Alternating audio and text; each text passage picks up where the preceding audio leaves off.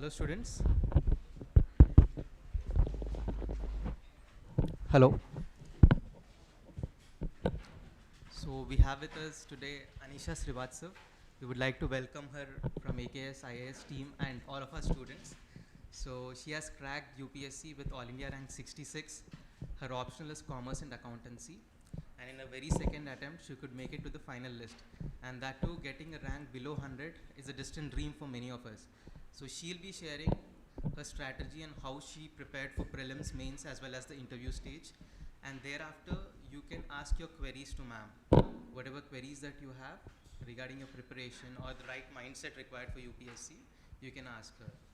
And we would like to congratulate her again from AKS IAS Academy. And we wish and hope she remains the same.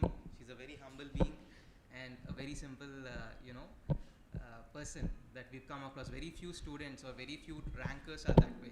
And we are fortunate enough to have her here. And I wish that it will be helpful for you also. Her insights and perspectives will definitely be of great importance. Try to be attentive and try to interact after the session. Okay? Over to Anisha.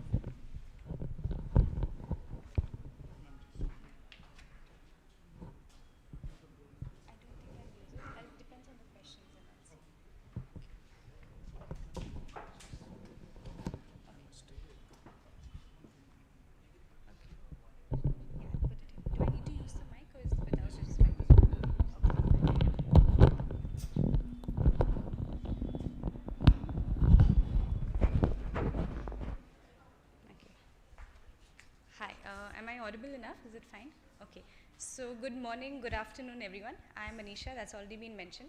I don't want to take too much time in introducing and talking about myself. In fact, I'd be happy if you have any questions and I'll be glad to answer those. Just a brief background. I've studied over here in Hyderabad, Nasser School, and then I went on to graduate from Delhi, Sri Ram College of Commerce. After that, I worked for a while, and then I decided to give the exam. So I wanted to get both experience, private as well as, actually I just wanted to be very sure of what I was doing. Though this was something that was always in the back of my mind. And to just talk about a little bit of my preparation strategy, I started late 2018 and that was the time where I only just started understanding everything that the exam required. A lot of material, a lot of information was all that I gathered. And then when I gave the exam in 2019, I realized I was not prepared for the exam at all. And the kind of practice that is required, the kind of revision, it is a very different deal.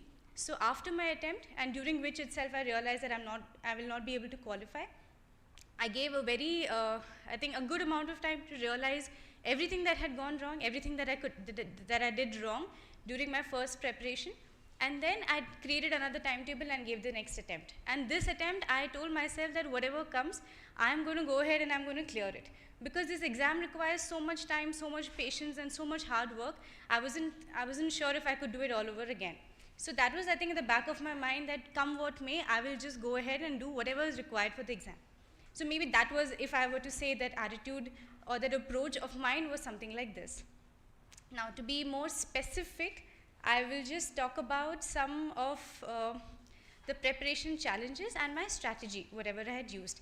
But if you would like me to go in detail for something else, then you can always let me know and I will go along. What do you need to know? And so some of the strategy that I adopted for prelims, one main thing that was important I felt was a lot of practice tests. And I would take my practice tests in such a manner that I would do one particular portion and then I would test myself on it so that I would realize that if what I'm doing is right or not. And immediately I would take my tests on a scheduled, in a disciplined manner just to keep that sort of timetable in place. Then second thing for prelims, again, I worked backwards in the sense that last 1 month before prelims, what is it that I'm going to revise and how is it that I'm going to revise? Because I knew that there's no way I'm going to take everything back up and start revising again.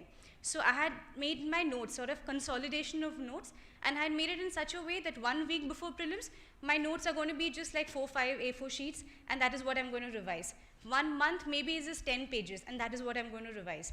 Because the first time around, I faced this difficulty of not revising at the right time. So that was something that I worked for prelims. For mains, again, consolidation of notes became very, very important. I had kept a separate diary, and for each section in that, I would say GS1, GS2, GS3, GS4, and I would write only short points and a lot of data, so that 1 week before the mains, I was only revising from that one book. And I had left everything else. So every time I felt I had to add something over here, something that I'm going to likely forget, I would keep adding on this one in this notebook of mine. And then I think this was the main preparation strategy, because all of us go through the same books, all of us are doing the exact same thing, but it is how we're doing it. So how we're doing it in those 7 minutes or those 11 minutes that we need to give the mains answer, which ultimately decides our rank and everything else that we are giving. So for those, everything that, let's say inclusive growth, I have been studying inclusive growth for over a year, but there's one question that comes in mains, and the 7 minutes I have to put everything that I have been doing, both static and current. So for that, I would make my notes accordingly. So it's before, when I'm revising inclusive growth, I just have one paragraph and everything comes to my mind. And the day of the exam, I'm able to, in those 7 minutes, I'm able to write everything that I want to write, or everything that I want to convey. So I think that was the revision, and then the practice test that becomes very important for strategy. Another thing that I felt was different, or I'm sure it's not different, but I tried to combine both static and current. I never gave too much emphasis to one over the other, be it static or be it current. So I would study in such a manner, even science and technology, I would never not go through NCRTs. I had gone through the NCRTs to get a base understanding, and then I would probably go deeper into those areas that are in current affairs, but I would never just leave anything, because in the back of my head, it was like, I'm not going to leave anything to chance. Anything happens, I should be able to handle it. So in that manner, I tried to do both static and current affairs and give equal importance to both. And I feel like these are the only unique things, not even unique, because something that everyone talks about, revision, practice, and doing everything in the right time. I think that was what was most important. And one other fact that I felt was the way I would revise. I used to try to narrate a story. I would just, if there's any topic, even if it's disaster management, it's geography, it's society, I would take hold of someone and narrate the entire thing to them. Like a story. I would ask my father to sit down and I would talk to him about World War I. Or I would ask my mother to sit down with me and I would explain her what ethics is, or everything that I have studied. I would immediately just tell it out like a story. So in this manner, what would happen was the concepts would get clearer in my own head, and if they had any doubts, they would ask me, and then again things would get a little bit more clearer. So again, that revision would become sharper and faster. So this is something that I would like to share. If anyone else can also adopt the manner of revising, sort of storytelling, or imagining yourself in that position, especially disaster management, I would already imagine myself, I'm there and I need to handle this. So this is what I need to know for sure. So automatically that sense, you would start remembering all the details. So this is some manner that I felt, revision helps, and because everyone has that same material, everyone is going through that same thing, it's how you're able to recall, and in those 2 or 3 hours, how are you able to put everything over there, which is what is most important. So this was some gist of my preparation strategy, and some of the challenges that I faced. Most of the challenges that I faced were, I think, time management, and I would always leave a lot of things that, okay, I'll do this later, that later never really came. Till now, I don't think I've done anything that I had kept aside for later. And second challenge that I felt was, a lot of times I felt I knew someone else who was also doing the same thing. So I would suggest, if you have your small circles, or if you guys have sort of maintain small groups and understand each other, how to study, what to study, that also helps a lot. And I think another challenge that I faced was being too stressed out for small things. So it's just not worth it. And you have to take adequate breaks. Don't stress yourself too much. And I think with keeping all these things in mind, it can be made, at least it can be made easier. The journey can be made easier. So that's just a little bit of what I wanted to speak. And I would be happy if there are more questions and I can answer those, because in the back of mind of so many aspirants at that time also, I used to have so many questions and I didn't know who to ask those to. So if you have any questions, I'll be open for those. No one has any questions. Anyone, what is it that you're thinking of? What are your challenges or anything like that? Or do you want me to speak on particular themes?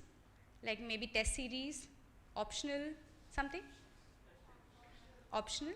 Okay. So have you all chosen your optionals right now? Already chosen.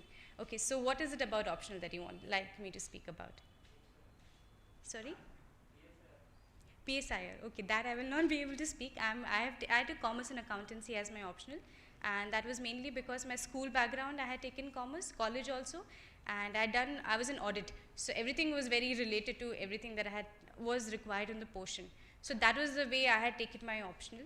So about one particular option, I'll not be able to speak. But if you have any general questions of how much time to devote to optional along with GS, something like that? When did you start preparing for optional? I started preparing for optional right from day one. I mean, and I would give my time in such a manner that in the morning I would get up and I would do only my optional for 3 to 4 hours. And then afternoon time was when I would do current affairs. Evening then I would go to general studies. So optional was something that has to be done from day one. And before prelims, 3 to 4 months, I had kept exclusively only for prelims practice. So that was the time I had left optional. Right after prelims, again we need to go back to optional because 500 marks optional paper for mains. So optional is something that is very, very, very important. So from day one, I had started and I would continue. And even in optional for me, anyone else over here, commerce and accountancy? No one? You commerce and accountancy? Okay, so have you already started? You've not started yet? Okay. So for commerce and accountancy, again, I would say what's very important is your practicals and theory. So again, we have to make sure that we do both alongside. And it's very, very lengthy. And we need a lot of practice, a lot of amendments that come. So again, I think that will be for every option, it will be the same thing. But I would say half and half, like a lot of time, at least 3 to 4 hours every day minimum has to be given to optional. And again, I would collect a lot of current affairs also. So I would read the Mint newspaper and I would keep adding whatever notes wherever it is relevant for examples for commerce and accountancy. So that is something for, I think, a little bit of how much time to prepare for commerce and general studies. Any other question? Test series? Okay. So test series are very important. I would say my prelims, there was nothing that I answered that was something that I had only picked up from one book or one place. It was some information I had collected from one book, some information that I had collected from some test series, and some other insight coupled with something else that I was able to answer one question. So test series help you understand what questions to attempt, what questions not to attempt. For example, I'll just tell my test series approach when I had started giving, and this was 3 to 4 months before prelims. Exclusively, I would give my test series. Then any test series, I would first see how many questions is it that I'm able to do 100% or something that I know for sure. And I would write that down. So I had a diary and I would actually make a very my documentation was quite this thing. So I would write that down, that 30, 40 questions first attempt, I know for sure and I have attempted those. Then I would see my next 40 questions that I am a little sure of, little unsure of. And for each question, I would write down one word of what my reasoning is as to why I think this is the answer and not the other answer, if I'm confused between two. And I would just write down a word or two. And then I would see what is my accuracy in that. And then the third attempt, I would see those questions that I really don't know, but I think I should attempt because I need to cross that 100 score. So that was the third attempt. And then when I would check my test series answers, then I would see in this first 30 to 40 questions that I think I know for sure how many are right, how many are wrong. If out of 40 I'm getting 35 right, means it's a good thing. If I'm getting really more wrong, that means there's some fundamental problem in how I'm preparing. Then in the next 40, I would see how many are right, how many are wrong. Even if I'm getting 70% accuracy in that, which is a good thing again. Third, I would see how many should I attempt and not attempt. So in this manner, I realized that I am good when I'm able to attempt 75 to 80 questions. The day of the exam, I attempted only 70 because then I did my calculation this way, that let me assume 5 are wrong in first 40. And I would first do first 40 and then I would circle the ones in which I think I am 50% chances of 50% right or wrong. Then I would again do my mathematics and see, okay, I'm getting 100, so I'm not going to attempt more because then I'm losing, sort of putting myself at risk. And so that way, test series help you understand. So maybe you can do this just in a diary, see what your accuracy levels are and how many questions is that optimum level of questions for you. A lot of people with very good accuracy attempt just 60 questions and they're good. But a lot of people attempt 90 questions and still they're good because they're keeping margins for a lot more errors. So test series and a regular test series, doing it on every Sunday or doing it bi-weekly or whichever time period suits best, doing that helps you understand yourself so that on the main day of the examination, you know when you walk out of the exam hall, you know, okay, this is the same strategy that I have been applying and it has worked well, so it will work well today as well. Something like that, sort of the confidence comes in when you do it regularly on like this, the test series. Another thing for test series, I think the time management again. The first time I had given my prelims, I was not good with time management at all. And I was very sort of stressed me out. And that created further wrong answers that I could have done them right, but I did them wrong. So time management through the test series is very, very important. And test series, sometimes they give you the syllabus also. So it's always best that you revise them once and then you give the test so that you know where all is it that you're actually lacking. Sometimes it happens, we think we know something, but when the question comes, we're not able to exactly understand what is it that they want. So test series help us in assessing our own self also. So that way, I think test series are very, very important. A lot of practice tests, especially for prelims. For prelims, it's never that this question, we know this has come from here. It's so different, so we should go with the mentality of not knowing the questions, but knowing how to handle those questions. Come whichever question will come, just understand how do you reason with it. So then look at the options. So that comes with test series. We don't have to know everything. We just have to know how to reason and how to handle with that question, whichever question. So agar current affairs question comes more, let the questions come from economy, let the questions come from any place. We should know how to handle those. That's it. So I think that was with the test series. For mains also, test series very, very important. And right after prelims was when I had started. And there again, time management. So in my test series, I never managed my time well. But on the day of the exam, this was always at the back of my mind. So I had the watch right in front of me, and I would say, whatever I'm writing, I have to finish in 7 minutes, and I have to finish in 11 minutes. So again, test series sort of inculcate that discipline of how to go about every answer. I think that is mainly about test series. Anything else? Hey, have I answered what is it that you're looking for? No? I think at the back I have not answered any question. No?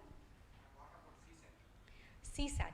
That is something I'm very scared of personally, and I had just a margin and I was able to make it, but I think CSAT paper is getting tough, and it's getting tougher every year. So I think again practice is very, very important for CSAT. So I did only the prior questions, but I think a lot more needs to be done now. So if we can have more practice for CSAT, that will be good. Yes. What resources you have chosen for governance part? For which part? Governance. Governance, again, a static portion which you will definitely get 30 to 40 marks and very scoring. So these questions come again and again, e-governance, citizen charter, this thing and that thing. So what I had done was any coaching institute material, take for governance, and everyone has covered the main things, add current affairs to it. Let's say a new app is being launched, so include that in your notes. Or let's say right now, civil services, there's a new platform that is coming, or 360-degree assessment. So add that in your notes. So governance, static is very, very clear, but it's your value addition to static. Otherwise, every answer is going to be the same answer. So does there need to be change in how civil services examination is conducted? So if there is any news, so add that, immediately add it. Because then governance, 30, 40 marks, it's the most predictable part of your GS2. So that again becomes very easy, because when you see the answer, when you see the question, you already know the answer, you give it and then it's over. You move on to the next. So governance, any coaching material, static material is already there, and keep adding on to it. As and when you come across anything, just please add. That will be the value addition. And rate yourself. For, I think it was Anudeep Durushetty sir's blog, and he had mentioned for every topic in your main syllabus, have at least a 200-word answer ready for it. So when you know that this 200 word for every question that could possibly be asked, you are ready, rate yourself. Will you give yourself a 3, 4, 5, 6? And just always sort of benchmark that you should get at least a 5 for every answer that you're writing. To write that 5, to get that 5, you need examples, you need basic content static, you need some diagrams. Then automatically you'll keep covering and you'll keep moving on to next parts of the syllabus. So I think that will be for governance. Yes. Anything else? Yes. For personality test. For interview, it's a lot of people say interview is only personality, not knowledge, but I think they're trying to check your personality of how you're going to be an administrator. So you have to have knowledge of who an administrator is and what all is it required of an administrator. So for personality test, I had again divided my preparation into 2 parts. One was my DAF basis and second was current affairs. So for DAF, again, when you get a printout of your DAF, it will start with Anisha Srivastava. So, your name, what does it mean? They ask so many questions on Aditya. Is anyone Aditya here? They ask so many questions on what are the other sun gods' names. So a lot of questions come from your name. Then a lot of questions come from your date of birth and every other part, your address. So you have to circle. I would just circle each thing and I would say what are the possible questions they can ask me, and I would prepare accordingly. Then this is for my DAF, and a lot of questions in my interview were asked on my background. So my whole interview was commerce accountancy oriented. Then they touched upon every other field, like sort of, just like a relay they had to touch. They asked me on environment, about international current affairs. So that way, that comes in your current affairs part. So current affairs, again, your newspaper reading helps. A lot of videos, a lot of analysis videos. So there is something called Cut the Clutter by Shekhar Gupta. I think he covers a lot of issues very nicely. And Big Picture by Rajya Sabha TV. That also covers issues very, very nicely. So then again, I would make small, small notes. Like whenever a debate is going on and something, I would just make like a half-page note and something very, very important that has been mentioned, and I would keep that argument and think about it on my own. Like if this is the argument, what do I think of it? Because they only basically ask you your opinion in personality test. So that will come at a later part. So DAF and current affairs orientation, and being able to just project yourself and to convince them that you are going to be a good administrator, that will be good, and that should be enough. Being calm, confident, that's it. Yes. Anything else? What did you do before one day of exam? Before prelims exam? Before, sorry? Before prelims. The day before. Yes. The day before prelims, I just sat with my books closed, and I was very, very just my first attempt actually taught me how to be in the second attempt. First attempt, I was agitated and I was going through a lot of material, and it didn't help me at all. So second attempt, I had left everything, and I told you I had made my revision notes accordingly. That before prelims, 5 days before, I will finish my revision like this. So I had just like very few material that I had to revise, and last day I did not do anything. I really did not do anything, and I was just relaxed. I slept well, and I woke up and I went the next day. So that was my day before prelims. That's it. Any note making struggle? Note making. So I feel that depends from person to person. If you're a person who likes to make notes, then it's good that you make notes. Some people like to study from the book directly. So then when they try and make notes, it just doesn't come out really well. I for one was a note making person, and my note making strategy was, first time you read from a book, don't make notes. The second time that you read from the book, then you understand what all is it and what all is important and not important. So that is when you start noting down points. Because when you read, automatically some things stay in your head. So you don't need to make notes of those. Make notes of things that you think are likely to forget, or some very important information. So write that down. Then again, the third revision. That is when you either want to consolidate your notes if you're coming close to the exam, or you let it be. Then mains, again, consolidation was very, very important. I think what I had done was just this much book, and I had notes written for every subject, and I would revise it, because the day of the exam you have 2 exams, JS1, JS2. Next day again you have JS3, JS4. So you just don't have time to revise through anything else. So that book, my notes helped a lot. Data, very important data that JS3 paper requires, I had it all written at that one place. So note making strategy should be that you first understand what all is it that you already stays with you, you don't have to make notes.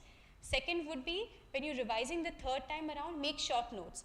And then before the exam, make very short notes that you need to revise. So don't cover everything, but cover what is it that you are likely to forget, and accordingly revise. Because the whole purpose of notes is a better revision, or to keep adding other value addition material.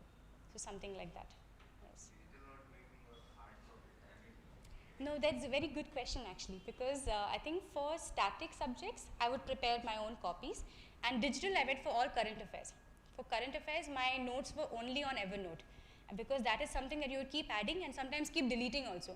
A lot of times what happens is everything that is in news, and I would keep adding it, and then later I would realize actually not important and delete it. So the addition on digital note on apps like Evernote is very, very helpful.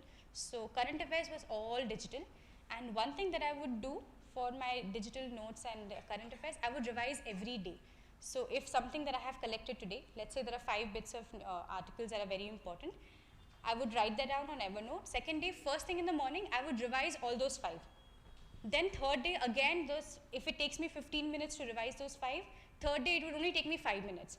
But it sets in. So later I don't have to sit and allocate time to, okay, this is the time I'm going to sit and revise current affairs. No, current affairs is something that I used to keep myself updated with, that anyone asks me any question any day, I should be able to answer.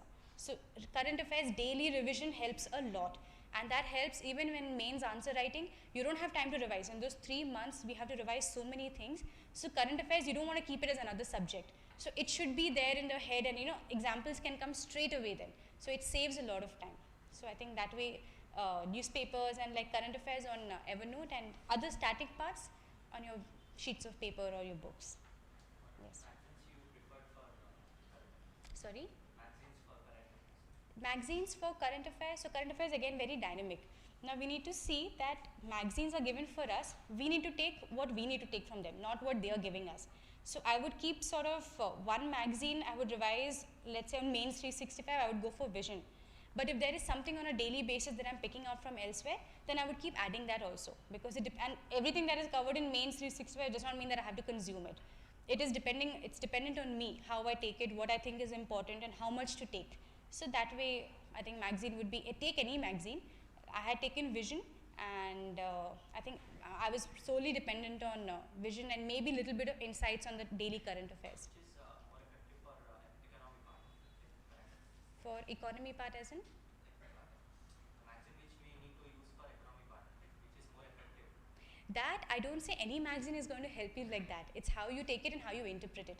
For example, economic survey also, it's how you read the survey and how much are you able to understand from the survey, and then again interpret accordingly. So that way every magazine is going to offer you the same thing. Whichever you feel comfortable with, you can go ahead with that. But it's how you make your notes out of the magazine again, if at all that helps. So What yes. are the facts and statistics during writing? Sorry? What are the facts and statistics during answer writing? Stats, and I think that is very, very important. So let's say if anyone gives you an answer, there's a question that is asked, and there is one that is very general and one which supports, like they have given your stats to support whatever it is that they're saying. So automatically you would also lean towards a person who has justified his answer with some stats, with some data. So I feel stats is very important, and for all, sorry? Facts in the sense that for supporting the data type facts, yes, that is also very important. Like very basic ones we have to know, and something that is very often repeated, like for example, in economy we have the share of agriculture, marginal farmers, what is the percentage, how many hectares, and some very, very important things we have to remember for sure. And that is, your budget and economic survey itself will be good enough, and if something else is required, it will usually, you will get to know, but not like you have to consume every data, but important ones. Like what is your, the percentage of people that they spend out of pocket. What is out of pocket spending?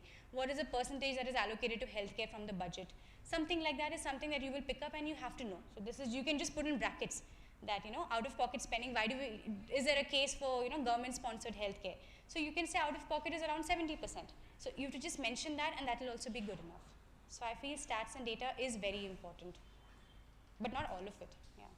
Conclusion, what we need to write any government initiatives, government schemes, or something else we need to write? It depends on the question. So there were questions I remember concluding with government schemes. For example, there was one question on the solar initiatives and something that is being done, or something on women's safety. So something that the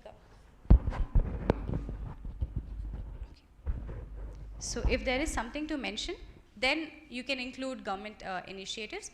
But if there is something that you have an innovative answer for, or you feel that you can innovate, you can have a more innovative conclusion, then write your own.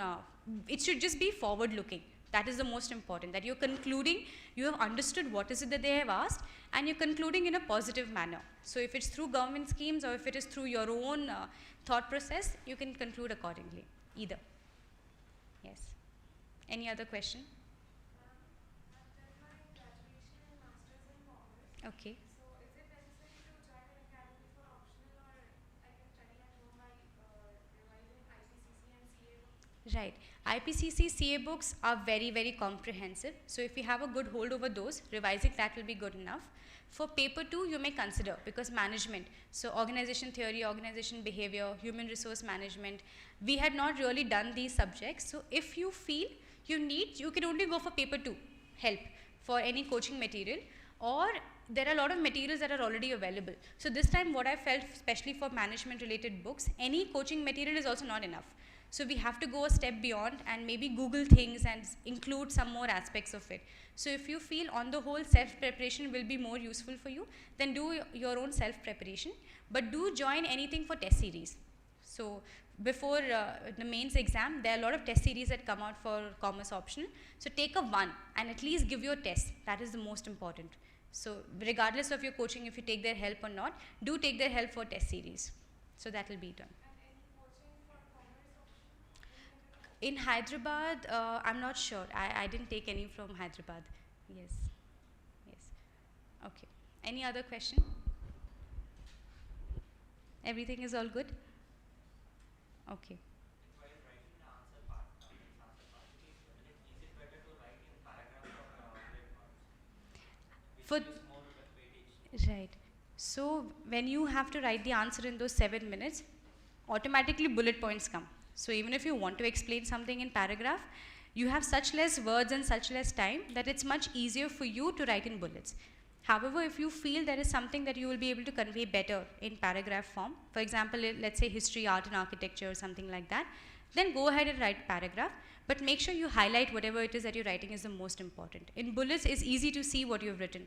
In paragraph, sometimes things can get missed out. So either you just underline it, or you put a box or circle it, something like that. You have to just, so that you're highlighting what is the most important in that paragraph. Yes. Sorry? For Indian economy, I would say any static book for the basics, right? After that, you have to add through your newspaper. So you can, Hindu newspaper is one, or you can even go through some, like I used to read the Mint. So I used to find a lot of articles very useful for the Indian economy subject. Once you've covered this, you will see that everything else is mostly just falling into place. And you will see the economic survey also, you will see the budget also. So along with that, you take any coaching material and they will cover what is usually missed out. So I mean, that should just be enough, because a lot of things have already been collected for Indian economy like that. So yes. Sorry? My book list. My book list was very simple and the same what everyone else has been using. But if I were to say, like in history, I went through all the NCRTs, and especially there's one NCRT for architecture, art architecture, 11th class NCRT, I think very small, it's very easy. So that was very, very important. And then for polity, again, Lakshmikant. For economy, I had gone through Sriram IAS, their economy book is there. And then for environment, again, Shankar IAS. I had gone through the very standard, I'm just going to be repeating the same things that you all probably know. And then let's say for science and technology, again, I had gone through the NCRTs and then current affairs. So the same books, I had not gone through any other book like that. Yes. Sorry? For international relations, I didn't go through any book as such, but daily current affairs and whichever analysis comes out, editorials are very, very important for international relations. So most of your answers, even when you're writing, you will remember something you've read in some editorial. So something, it gets covered through current affairs, newspaper reading and basic whichever analysis you go through, it all gets covered. But the static part of it, it will be helpful if you go through, I used to go through, let's say, not in PIB, but Ministry of External Affairs. They have India's relation with each country specifically, or any different groupings also. So you may just want to say, let's say, India-US. So they'll give you a little history over it. So they'll talk about, how things have progressed, how things have been before, let's say, after 1991. So that also gives, like, some static is always very important to add through current affairs like that. Yes, I didn't go through any book for current affairs, international relations. Sorry? Website. Ministry of External Relations, that website. Yes. Both. I could never trust only or either like that. So newspaper is a given. We have to read the paper, I feel that. And then you can add through current affairs, like I would do daily current affairs. So I would keep adding my notes, and then I would see year end, what is it that I've missed out. But it was my own notes that I used to keep making for current affairs. Yes. Anything else? Any other question? No? Okay. Then anything else that you would like to like me to talk about? Nothing? Interview questions. My interview questions. So the first interview question, I think, to make me feel comfortable was on my hobby, so my interests. So I had mentioned reading, and I had mentioned reading historical fiction. So they asked me about the last book that I had read, what was it about that book that I had liked, and some questions went on to that. And then after that, some questions were on mutual funds, because I'm from commerce background, so a lot of questions came from mutual funds. And then they asked me about banking industry, what are the issues with NBFCs, they asked me about financial inclusion. So that way someone asked me stats and data, right? So I was able to even state something like financial inclusion and what is the rate of financial inclusion for women. So just as a normal discussion, it wasn't not that I was giving an answer, but during discussion we spoke about how financial inclusion for women in India is still lagging. And then they asked about my work experience in auditing. So what are the major faults that people, what are the scams that come about, and where all those lapses take place. And then they asked me science and tech related question also, which I still don't understand from where did that come. But then they asked me on how the emerging technologies pose a challenge in future. Then they asked me about what is happening in Afghanistan, because it was very recent at the time. And they asked me about, is United Nations still relevant today because of changing times, because of changing international relations? Is something, a multipolar organization like that, relevant? They asked me about, are we spoiling the environment? Are we, the balance is going away, so are we responsible? What are we doing? And then they asked me about NGT, the Green Tribunal, and some recent cases. Then they asked me about Telangana and Andhra Pradesh. Has the bifurcation helped? So sort of like a broad mix of all these questions were asked. Yes. Anything else? Nothing? Sorry? Service. My first preference, I've given Indian Administrative Service. Second, I've given is Foreign Service. Yes.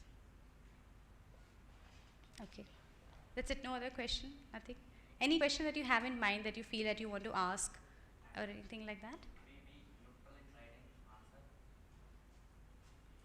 Automatically you have to be neutral in writing answer. So you don't have to take like a bias or any something like that. The questions that come also don't require you to take any stand as such. So neutral in the sense that you will be putting both parts of the argument. So that is being neutral, that you have to say that this is what has been achieved and this is what more needs to be done, or these are the shortcomings and these are the fallouts. I mean, this is what is good, and then you have to give a way forward. So I'm understanding neutral in the sense that you are presenting both sides of the argument for any question that is being asked. So if they ask you about farm law, so you have to put both sides, and you have to say that this more needs to be done over here.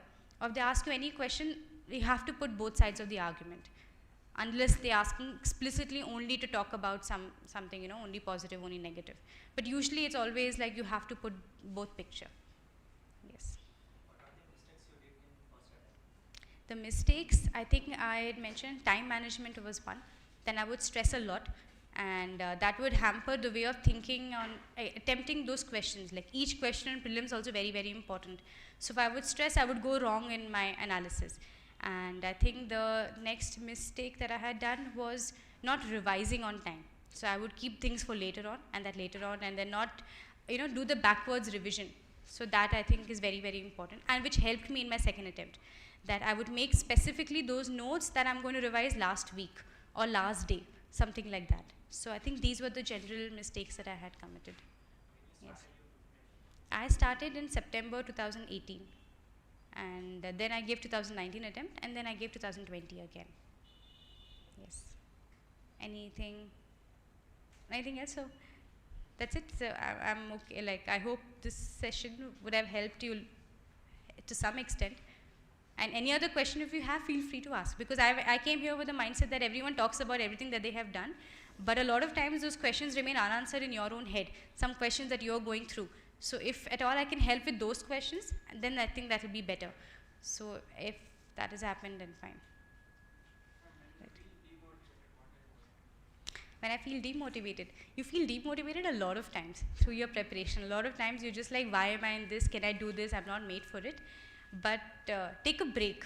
Just like leave what you're doing. Go out or do something that you like. And then you will come back and you will feel better about yourself. Sometimes demotivation happens because it overwhelms you. And there are too many things around you and you're not able to understand your place in where you suddenly found yourself in. So just take a break. Leave yourself from whatever it is that you're studying and come back. You'll automatically feel better. And remember that each person is getting their own strengths. Each person has some strength, has some weaknesses. So you are getting your strength, and that is what the UP, they're looking for each person's individual strength. So your weakness may be something, someone else's weakness may be something else. It's about how you're able to present your strength, that I have knowledge of this, or this is my background, and this is what I know, this is my personality, and you have to show that, project that. Each person is going to have so many different things. So just don't focus so much only on, I was weak in science and technology, or I was weak in something, but I was good with something else. So each person is going to have those goods and those strengths. So focus on that. Even in an interview, they want to know you. They want to know, they don't want to scare you or intimidate you. They just want to know who you are as a person. And if you say you are this, you're coming from this, this subject or something, how well do you know that? And they just want to make you feel comfortable and understand your nature, how you think. So just don't get demotivated. Just bring out the best in you. Everyone has both sides. So harness your strengths. Yes. Ma'am, is there a need for me to go for some other optional or should I go with commerce only? If you feel comfortable with your optional, because it is something that you have to study every day, or it is something that you need to devote a lot of time to, as well as something that is going to fetch you out of 500 marks. So if you feel comfortable, then go full bone. Like, I've studied this subject since 7 years. right. So I'm thinking to take commerce as my own. Right. So if you feel comfortable, because it was the same thought process that even I had, that I have been doing this subject for such a long time, why take up another subject when already so many other new subjects are there? So go ahead with it and make sure that you leave nothing to chance, in the sense that whatever question, there are many predictable questions as well. So make sure that you practice all of that and you keep adding value material. This time what I felt in commerce was they needed a lot more different answers. Every answer seemed to be the same thing. So just make sure that you add a lot of value to your answers and keep practicing and keep improving. That's it. Like once you've made up your mind on, then just go ahead with it.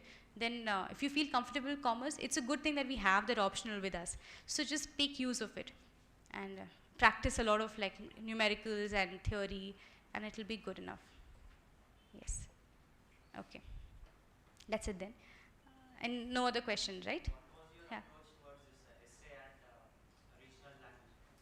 For essay, I would, essay was somewhere I felt like my strong point that came out in the exam and helped me. And for essay, I would practice. Again, like, and then again, I would make my parents read my essay. Then I would also make someone else read the essay. And with essay, again, it's your personality. So it's a mix, but it does not mean that you just write whatever you want to write. It has to be a mix of even your knowledge.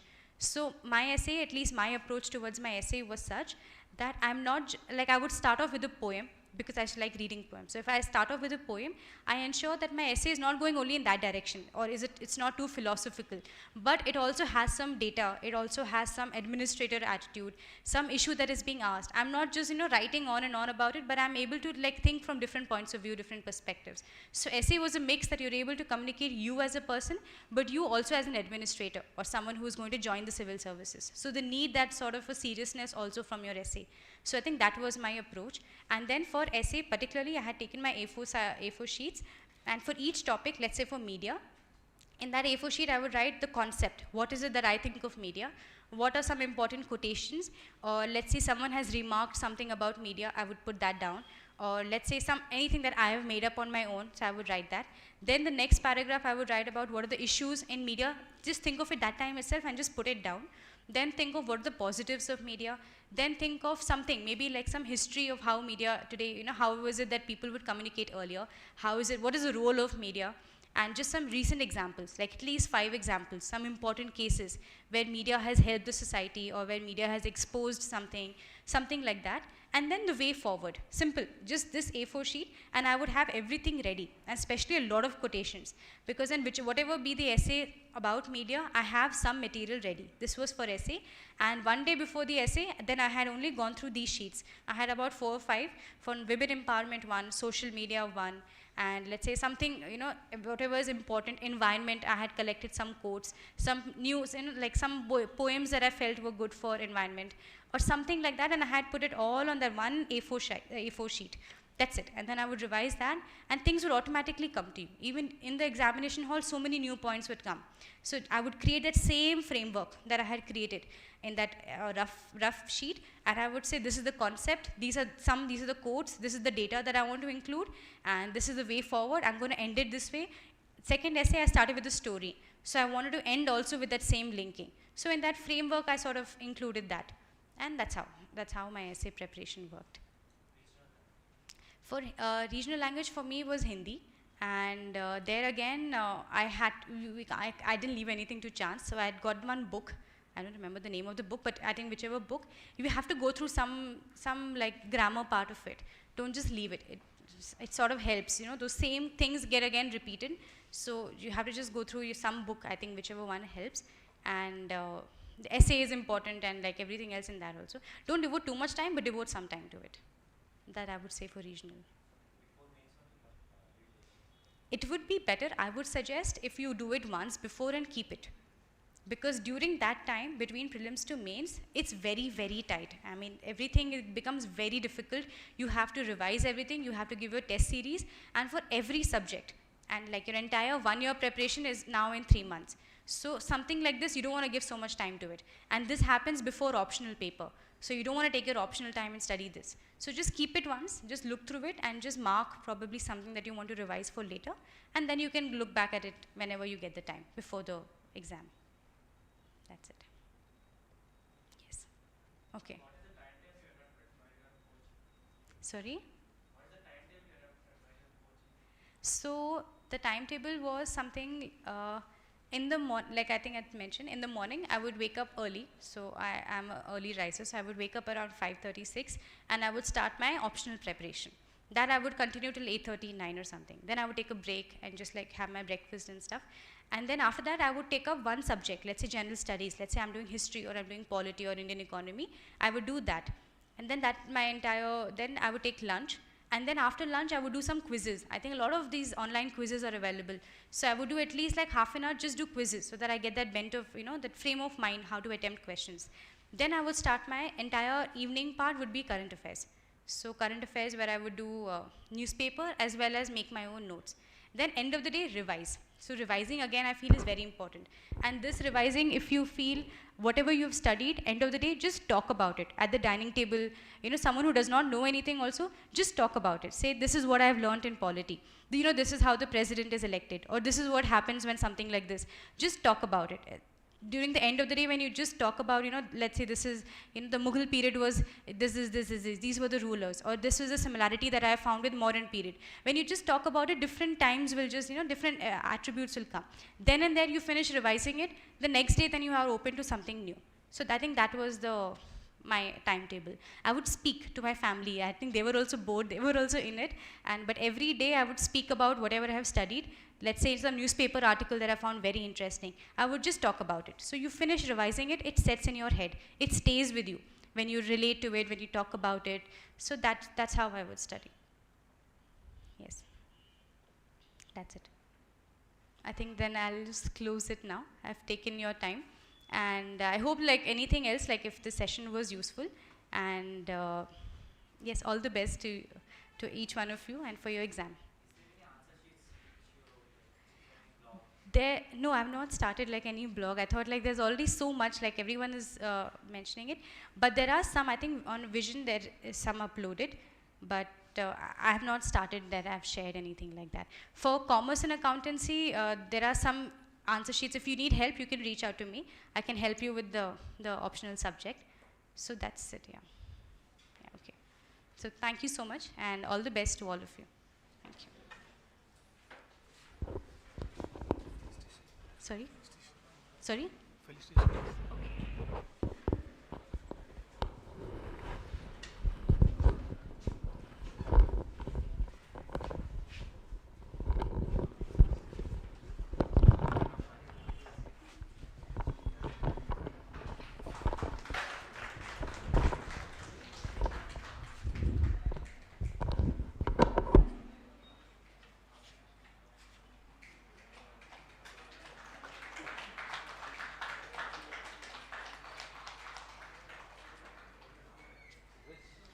All of you are going to be in this stage sometime in the near future.